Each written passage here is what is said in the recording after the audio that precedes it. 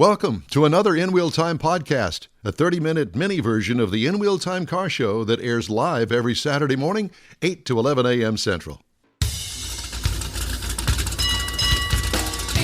From the NHRA Spring Nationals at Houston Raceway Park in Baytown, Texas, this is the award-winning car talk show, In Wheel Time.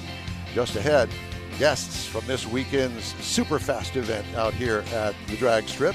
We'll review our featured car of the week, the BMW M5 competition. We've got your weekly cruise-in calendar. Conrad has This Week in Auto History. We've got stories making automotive news headlines, that and more, all just ahead on today's In Wheel Time car show. Thanks for joining us today. It's an extended show. We're going to go all the way till noon. Now we're kind of wishing we might not have gone all the way to noon because all of these guys are going to be out on the track. I got to be somewhere. Okay. Will you go there? I'm going to be out there. About there, okay. I thought you'd be up at the bar by then. Well, howdy along with Mike out of This World Mars, King Conrad DeLong, Jeff Zekin, Chief Engineer David Ainsley. I'm Don Armstrong. Today's In Wheel Time is sponsored by Toyota, the official car of the NHRA. So our very special guest that we have here in the remote studio in the Top Eliminator Club out here at Houston Raceway Park has some very exciting news to tell us all. And I was absolutely thrilled to hear that Mr. Antron Brown is starting his own Top Fuel team for 2022. All right. Congratulations. Oh, thank you. Oh, thank my you. God, how Thank exciting is this? Let me tell you something. It's exciting, but it's also, you're nervous. You know what I mean? Because it's Yeah. the unknown. It's a new chapter that's in the page of my book right now. So with my family being behind me all these years, and also it's just, this has been in the works for a while. This is not something that's really brand new or new. I mean, this was something that we talked about at the beginning of literally 2020. You know what I mean? We came out and been working on it for a yes. while. With Don Schumacher and Schumacher Racing and everybody there just building over all the years, and this was my next step. You know what I mean? And the coolest part is when you have people that support you and go, you know what? If that's what you want to do, this is your next step. And all of our partners from like Matco Tools, Toyota, Global Electronic Technology, Hankstafers, and all those people have been behind us full stream and bringing on Sirius XM radio. So it's been really, really cool to see the people that's like jumping in and saying, "Hey, we want to help you on this journey, because it is a journey, and we're not looking for a sprint, we're looking for a marathon. So we're going to start off and pace ourselves, Right. and take it all in, and we just want to do it right and move forward because this is the future of our sport at the end of the day, and that's what I look at is like, okay." People pass torches, you know what I mean? Kenny Bernstein was out here for a lot of years. Yep. Passed the torch on to another team. Then you had like all your other teams out here that passed the torch, like Don Perdome was out here passed the torch. Now Force became the mega teams, and Don Schumacher became the all-time winningest team out there in championships and everything else and Hall of Fames. And who's next in line? You know what I mean? So, well, that's what I'm trying to do. You know, And you couldn't have a better mentor as well. Oh. You know, to learn being in the team for so long, and I'm sure getting a lot of coaching and counseling from Mr. Schumacher about where you're going and what you're doing. Well, and the other Absolutely. interesting part about it that I read is that Don is helping support you in your effort. Yeah. Yes. And he's behind you 100%. It's not as if you're picking up and moving your tent over it to the Antron Brown side. He's helping you, Yes. along with all these other people. But I think it's a testament to you, sir, as Antron Brown. Listen, you're one of the most loved guys on this circuit, and it's understandable. We all talk about you throughout the year do, yeah.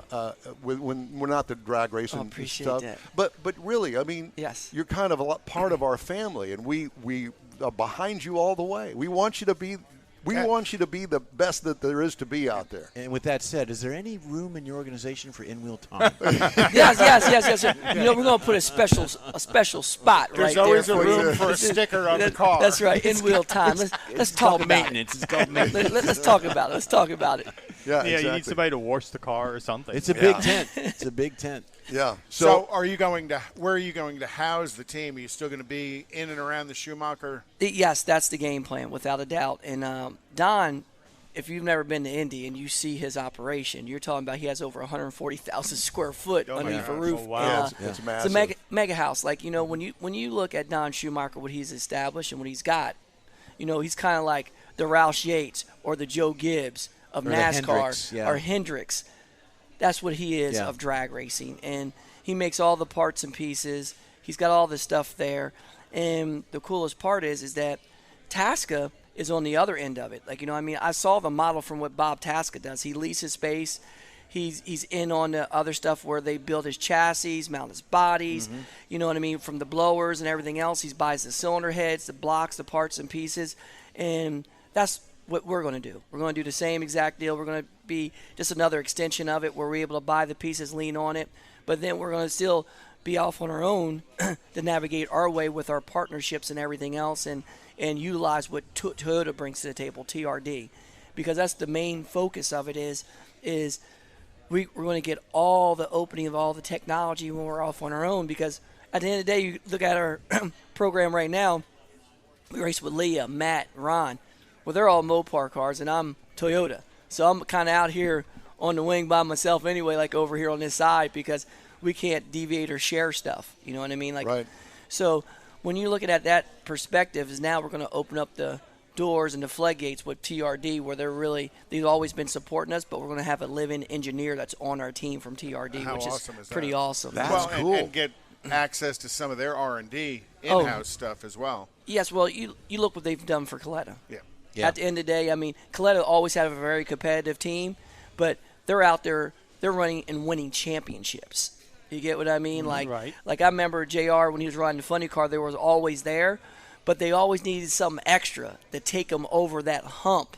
And TRD brought that. They brought that and then some, and they became a dominant force. And now you're starting to see it with their dragsters. Like Coletta ran for a championship last year against Evo. He was leading the points lead, going back and forth. They're there. You know what I mean? So that's just a testament to what the TRD folks they're very do. active. And I think that's great. Because you're talking about that's kind of what Toyota did in San Antonio when they built their truck plant. They brought all their suppliers in so that they didn't have to go anyplace. It's all right there.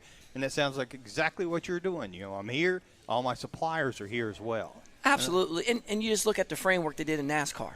Yeah. You know what I mean? And how successful they've been there. Exactly. They came out. They didn't hit the ground running. You know what I mean? Like they were like it took them a way to build up, but once they figured it out, then it was like the gas pedal was mashed all the way down. Now they run and compete for championships each and every year. Speaking of NASCAR, I read that Tony Stewart is working to get a license.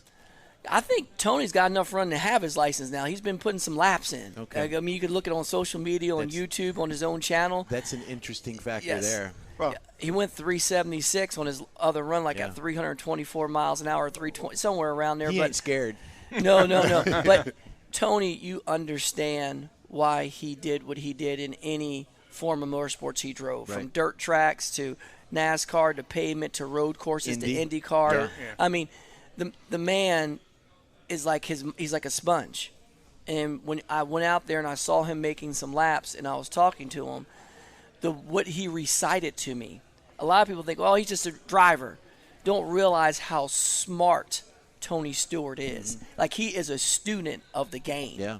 You know what I mean? I was like, I blew my mind. I was like, this cat is sharp. You know what I mean? Was that the first time you met him? No. I've known Tony for years. I knew him from when he drove NASCAR. Like, me and him always had a unique relationship where we always talked on and off and stuff like that. And he's always been a big game changer. You know what I mean? Like, people don't understand. He's a really cool dude when you get to know him, but he is a fierce competitor. Yeah. He wants to compete at the highest level. And when he puts his helmet on, he turns into a gladiator. Well, it's funny because we were just talking about that very thing before you showed up about, we're sitting here talking to you now as if you're my next door neighbor, best friend. Yes. But you put that helmet on, you get inside that car, and it's a whole different world for you. Oh, absolutely. And every driver out there at this level. Absolutely. And a lot of people, a lot of people see me because they always see me smiling, and I'm always out there going because I have fun whatever I do. But don't get it twisted. When I put my helmet on, you do not want to line up against me or on the other side of me because I don't care who you are. I don't care where you come from. I don't care what it don't make a difference. It's like when you line up against me, you are my number one enemy. Like, you're trying to steal my lunch money. I haven't eaten lunch for all week. You follow what I mean? Do you say bad words to yourself in the helmet when no one can hear? No. Like, you know, the funny part is, like, I don't never say, like, bad words. Like, if I get frustrated at myself, I'm just mad at myself. It's like the feeling is in there. I don't have to say a word to show how frustrated I am. Like, it don't make a difference how loud I yell or if I cuss inside my helmet. It doesn't change the feeling inside. Yeah. And that's always been my fuel to drive me.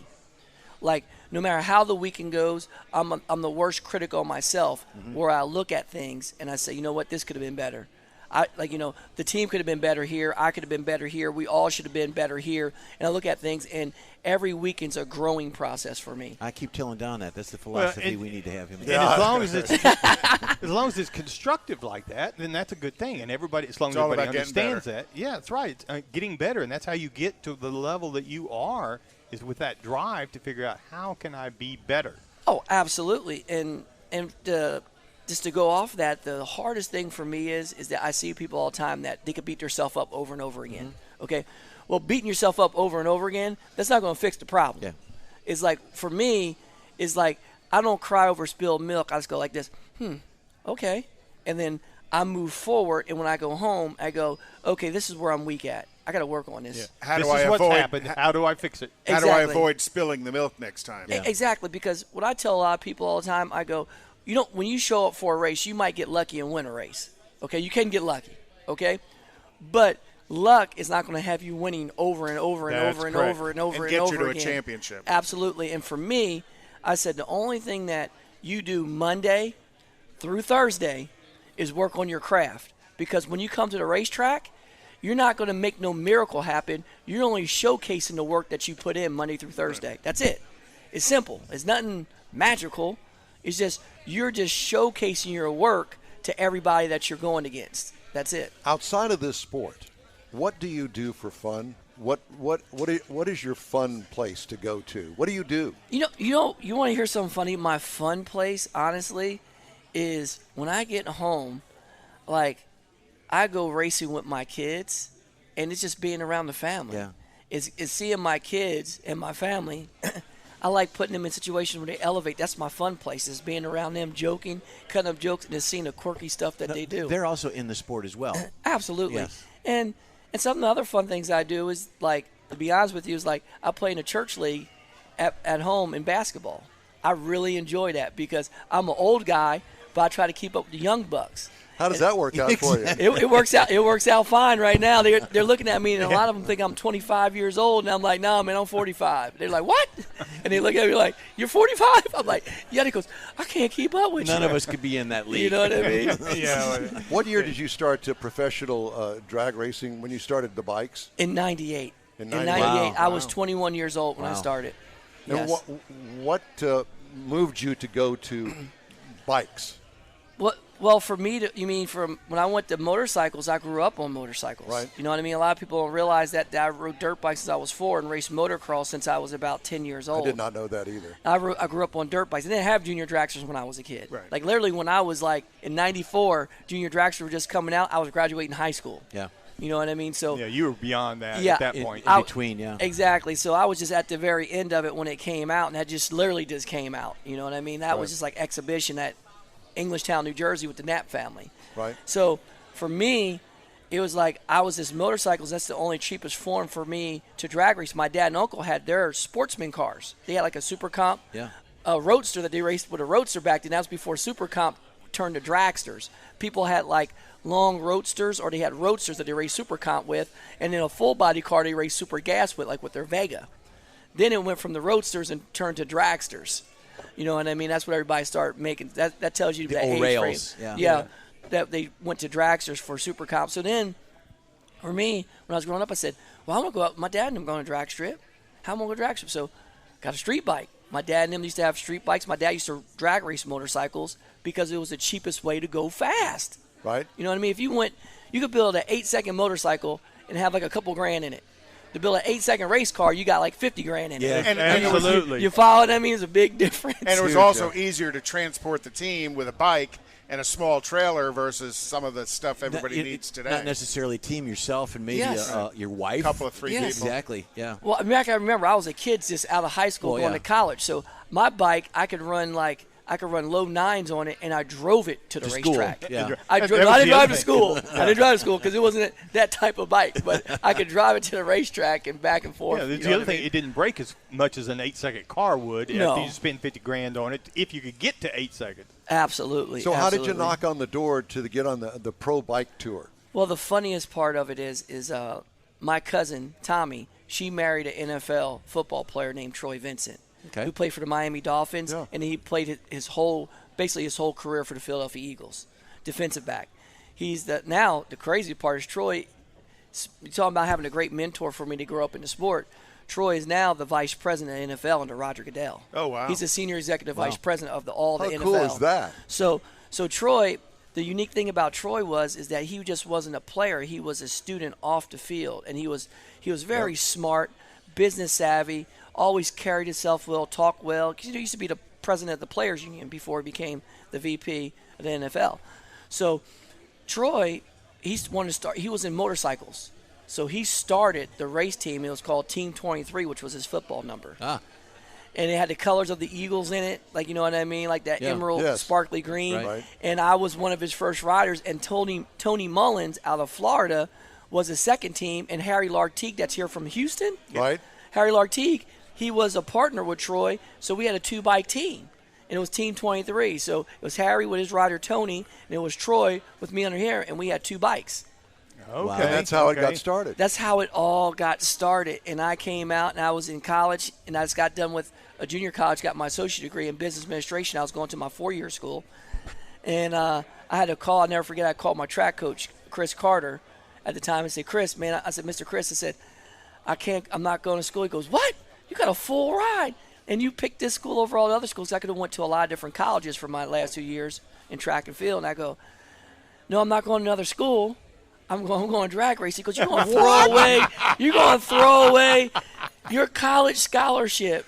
You know what I mean? To go drag race. To go drag race. I go, yeah. And then it's so funny that my old coach from Mercer that I went to school with in New Jersey, he goes, AB, I can't believe you do that as scholarship, but it worked out for you okay. You're going to go fast, but not running. Have you been back in contact with Coach Chris? No, I haven't talked to Coach Chris Carter in a while because me and him didn't develop, like we had a good relationship because that's the school I was going to go to, but I never got there to really work with him. He was ticked that he left. He was hot because I was pretty much his number one prospect coming in because in junior college I was ranked number 1 in the whole country for a 55-meter indoor dash. Oh, gosh. And I ran 10.3, like 10 threes and 10 fours in 100 meters. Now you're doing 3.5 seconds. So like I was a big prospect to go to his college to do it, like a Division I college, and I was like, man, I could have went to Temple, I could have went to Penn, University of Penn. There you go again. I could have did everything, and it's like Can't take you anywhere. what you Now doing? Where you going? All these world championship trophies to show them as well.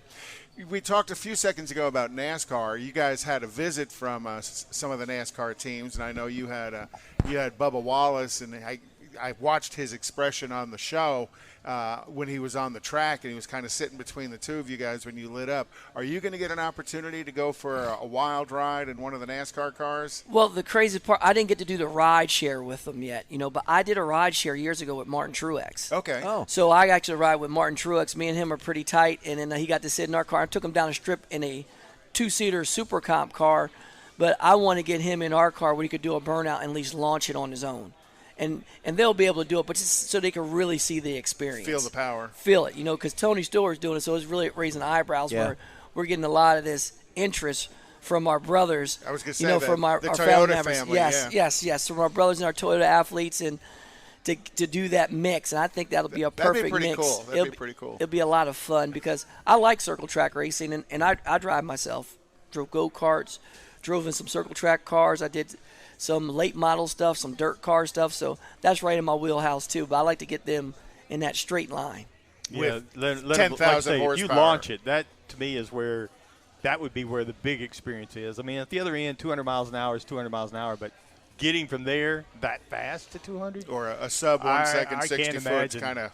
Well, when you go from 0 to 100 miles an hour in 0.8 of a second, it gets your attention. Exactly. But the hardest part is to get them to understand that's not where the ride is. It ain't the launch. Everybody always thinks the launch because they think of a normal aspirated car. The way it sets you back is when you get 550 feet down the racetrack And the clutch. and your clutch goes 1-to-1.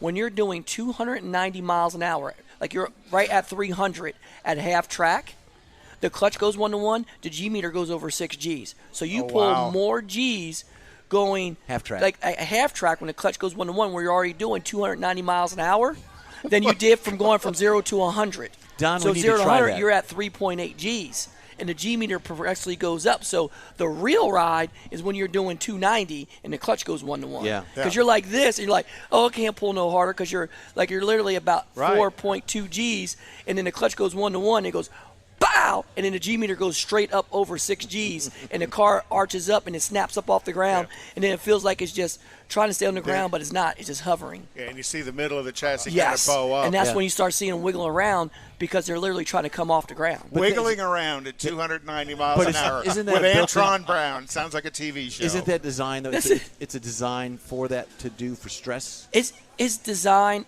I want to say it's designed to do that because what's really happening is that when the car is arching up, a lot of people goes, oh, it's getting more traction that way. It's not getting more traction that way. What's happening is the back wing is getting so much aero on it for downforce, it's pushing the tires down the ground to back. So the tires look D-shaped, like they're getting pressed in, right? The front end, the only reason why it's arching up is because the front wing is putting all the downforce it to down. hold the front tires down, and they're only along for the ride.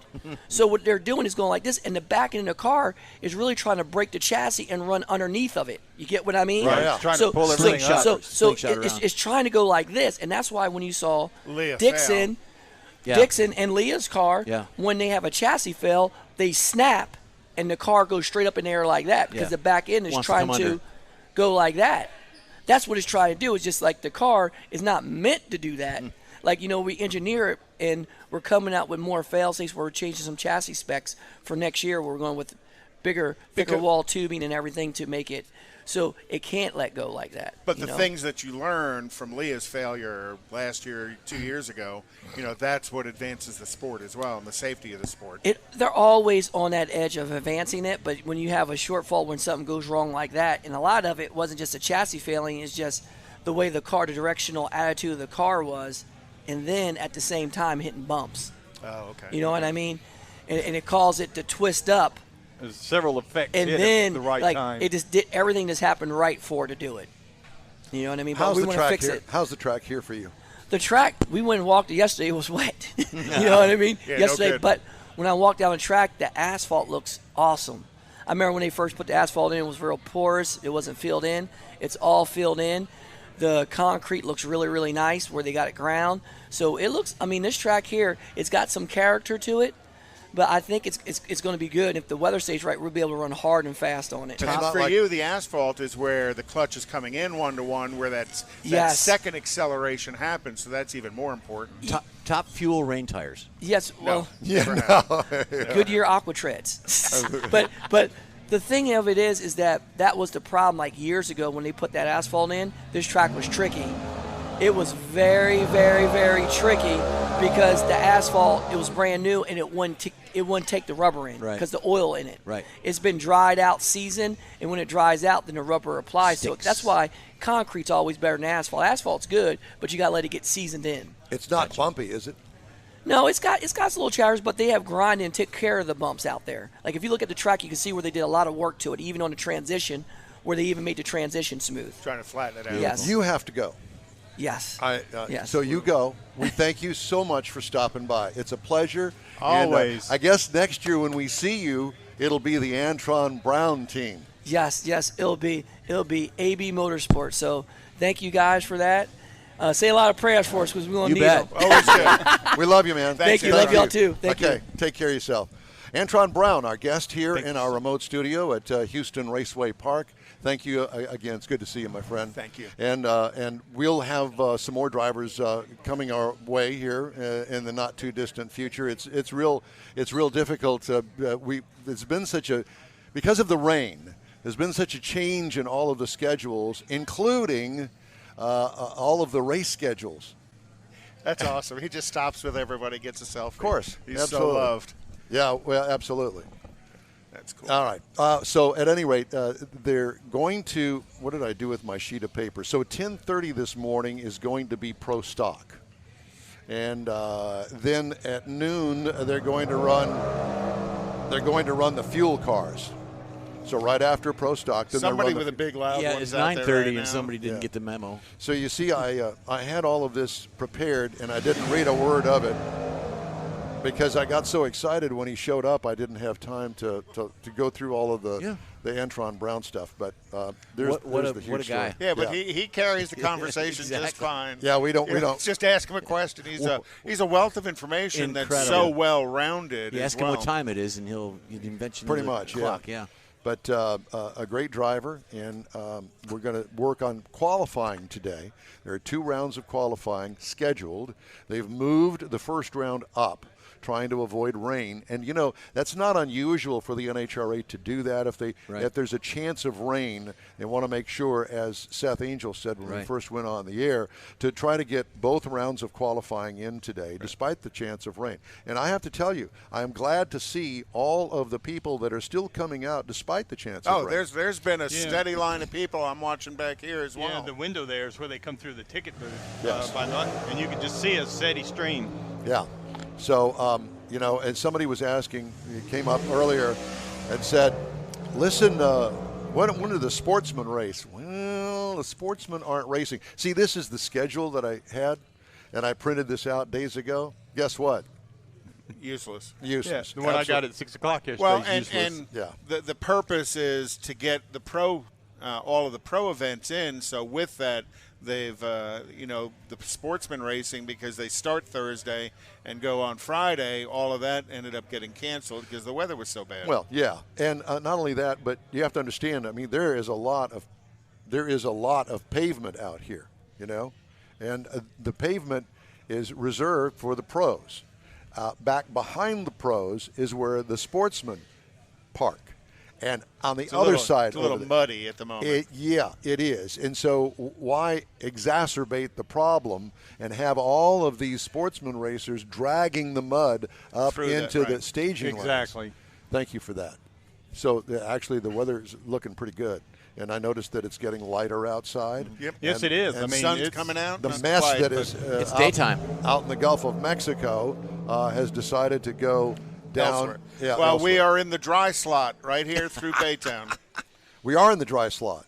By the way, hashtag dry slot. Before I miss this, I wanted to mention to you. Say I don't know hi whether to Stan and Sheila. They're watching. Hi, Stan and Sheila. Hello. Thank you all for watching. Wish you were here. Yeah. Did I say that? Okay. Mazda is dropping the CX-3 crossover and the Mazda 6 sedan. Oh, really? What? Yeah, I love that Mazda 6. I do too. A good-looking car. The only problem with Mazdas is their infotainment system. They really, really need to do something with that because I like Mazda too. It is absolutely the pits to try to understand it. I guess once you get and you guys get to drive all of them. All of them. The thing I've learned by listening to you talk about them is how quickly you can learn the system in the week or so you have the car. Some of them you're real good with right off the bat. Others, you haven't figured it out after a week later in the car, and I imagine Mazda was one of those. Well, I'm going to have the BMW M5 review, and that's one that you'll be interested to hear. Thanks, Katie. Thank you, my KK. Yes. Hello, All right, Katie. it's time to take a quick break, so we're going to do that. Again, we're coming to you from Houston Raceway Park and the NHRA Spring Nationals out here, and we appreciate you joining us today. So, quick break now, and we'll be right back, so stay with us. Houstonian-owned Bayway Chrysler Dodge Jeep Ram has the most sought-after models in the Houston area today.